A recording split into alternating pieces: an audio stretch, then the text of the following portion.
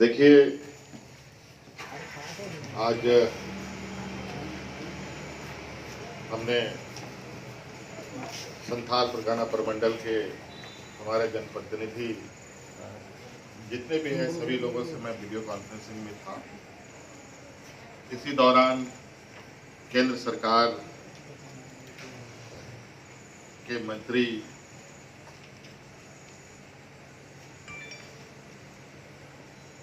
Rail मंत्री आदरणीय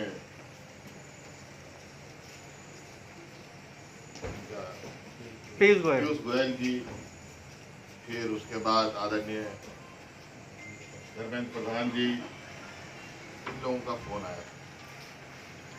इस दौरान शायद वो राय जानना चाहते थे प्रवासी मजदूर और छात्र छात्राओं को लेकर और बाहर फंसे जितने भी लोग हैं उनके विषय में। हमने कहा ये तो हम लगातार केंद्र सरकार से अनुमति मांग रहे थे कि दिशा निर्देश हमें दिया जाए, केंद्र सरकार कोई ऐसी उपाय करे जिससे जो सामाजिक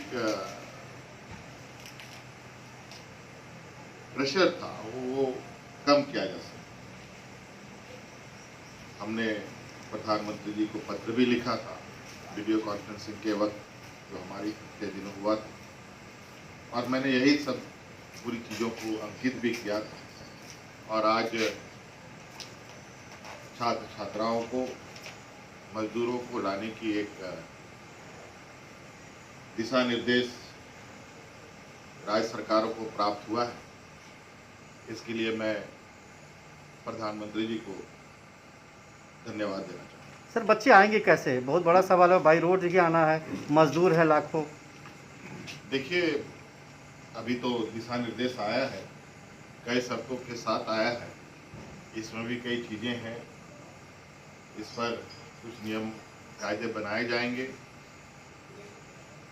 केंद्र से भी सहयोग हम लेंगे, क्योंकि पूरे देश के विभिन्न क्षेत्रों में हमने शुरू से भी ये कहा है कि हम अकेले पूरे देश से मजदूरों को, छात्रों को नहीं ला पाएंगे। राज्य सरकार सक्षम नहीं है। अगर हम अपने संसाधनों का जो सीमित संसाधन है, क्योंकि हमारे पास कॉरपोरेशन भी नहीं है, ट्रांसपोर्ट कॉरपोरेशन भी नहीं है, तो इसके वजह से अगर हम कोई व्यवस्था करते भी हैं और जो दूर दराज में लोग फंसे भी हैं, तो मुझे लगता है कि लाने ले जाने वहाँ से मजदूरों को लाने में ही हमारा 6 महीना बीत जाएगा। इसलिए ये सब चीज़ें हम लोग आगे कैसे कार्य किए जाएंगे, इस पर हम लोग आगे बढ़ रहे हैं। और इसके लिए पदाधिकारियों को नियुक्त भी कर दिया गया आज, नोडल ऑफिसरों को, कि आज इस विषय पर आगे पूरी वर्क प्लान तैयार करें और हमें अवगत कराए, अनुसार आगे की कार्रवाई करें। सर, एक डेटा है क्या सर?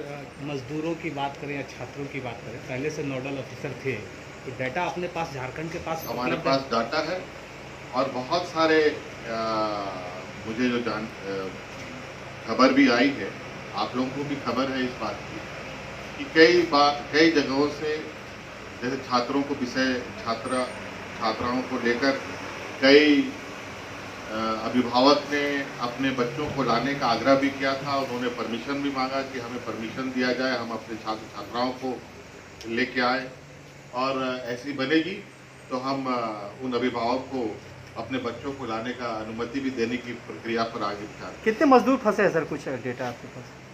देखिए, अभी बहुत स्पष्ट नहीं कहा जा सकता है, लेकिन मुझे लगता है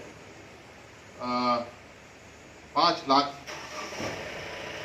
के लगभग, कुछ कम हो सकता है, कुछ अधिक हो सकता है, इस रेंज पर लोग बाहर फंसे हैं, और इसका भी आकलन होगा।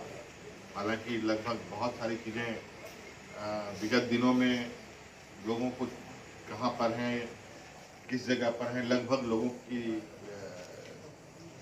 को उनका जगह पहचान कर ली गई है, और हम लोग आगे का इसका कैसे उस जगह से लोगों को एविक्यूएट किया जा सके, ये हम लोग तैयारी करें। मुख्यमंत्री जी, आपने पहले भी ये सवाल उठाया था कि जो लोग आएंगे उसके बाद आपकी चुनौती बढ़ने वाली है, मतलब स्क्रीनिंग से है, उसके लिए क्या कुछ आप सोच रहे हैं, छात्रों के लिए भी और मजदूरों के लिए भी? ये हम आपको बताएंगे समय आने पर। अभी चूंकि ये चीज़ें अभी हमारे पास अभी थोड़ी देर पहले ये आदेश आया है, अब इसके बाद हमारे पास क्या संसाधन है, कितने संसाधन हैं, इसका पूरा विवरणी विभाग के तरफ से भी आपको उपलब्ध कराया जाएगा, या फिर जब हम आपसे बात करेंगे हम आपको पूरा विस्तृत रूप से बताने की स्थिति पर रहेंगे, क्योंकि अभी तो जब तक ये ऑर्डर आता तब तक सारे पदाधिकारी अपने अपने घर जा चुके हैं। सर एक महत्वपूर्ण सवाल रिम्स को लेकर है, रिम्स डायरेक्टर को लेकर है सर, वो आपू की स्थिति है, आपको उन्होंने डिसीजन इस्तीफा लेना दे दिया है, उनका क्या दिया accept है हो सर गया, या अभी वो पद पर हैं? देखिए, उनका मुझे जो जानकारी प्राप्त है, जो अनऑफिशियली, वो ये है कि शायद उनका चयन दूसरे संस्थान में हुआ है और वो सरकार से अनुमति चाह रहे हैं कि वो यहाँ से जाएं, और चूँकि इसी बीच कोरोना का संक्रमण आया है और इसमें विभाग ने अपने तरीके से क्या कार्रवाई की है इसकी जानकारी अभी मुझे नहीं है, लेकिन हाँ ये बात है कि उन्होंने शायद जो उनकी चयन हुई है वहाँ जाने की उन्होंने इच्छा